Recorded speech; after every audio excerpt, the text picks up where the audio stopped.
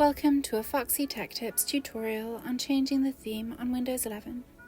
If you find this tutorial helpful, please consider subscribing to my channel and liking the video. From the Windows 11 desktop, go to the search bar at the bottom, search for Settings and then open them.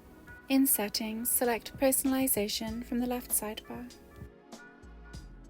In Personalization Settings, select Themes.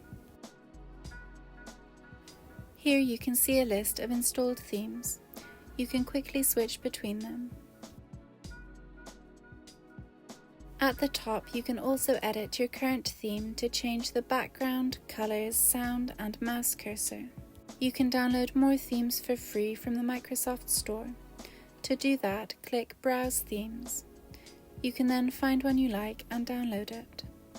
And that draws an end to this tutorial. Please like the video if you found it helpful and subscribe to Foxy Tech Tips for more Windows 11 tips and tricks.